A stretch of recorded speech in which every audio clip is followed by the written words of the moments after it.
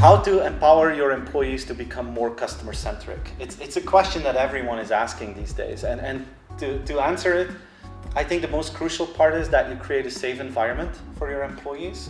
The goal is that you want them to act in a customer-centric way, which means that you want them to solve problems, that they have to advise things to customers. That's the goal.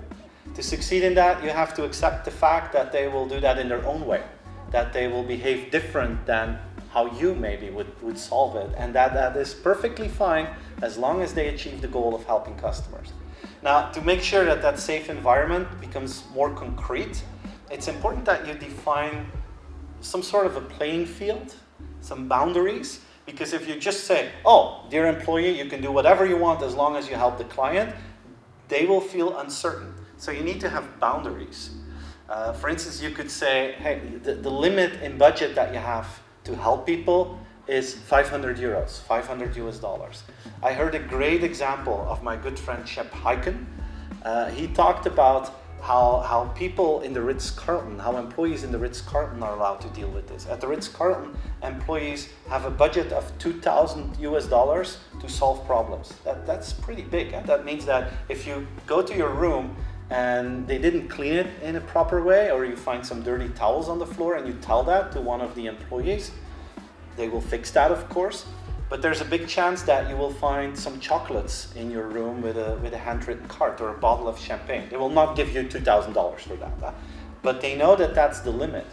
And the fact that there's a boundary, the fact that there's a playing field, gives them a very comfortable feeling. They know that they can do whatever they want within that limit to help customers. And then, of course, you have to trust them that they have their own capabilities to make the right choice and to figure out, if the mistake and the solution are balanced out. But the fact that there's a playing field gives them a more secure feeling. So I think that's something that you need to have to create that safe environment. And the last thing that I would recommend is do whatever you can to share as many positive stories as possible. Cultivate it. I mean, every time that one of your employees is doing something to help out customers, make sure that you recorded it, or that you have a quote from that customer, or that you have a picture or a video or just an anecdote that employee is sharing. But make sure that you have that and that you can share it with others so that they see, oh, my colleague just did that. That's a great idea. I'm going to use that as well, and that they inspire each other. And creating that safe environment, creating those boundaries, and sharing positive stories will be a big facilitator to make sure that your employees actually behave in a more customer-centric way. So I hope you enjoyed the video. If you did, please like it, share it with your friends, subscribe to my channel, and thank you very much for watching. See you again soon.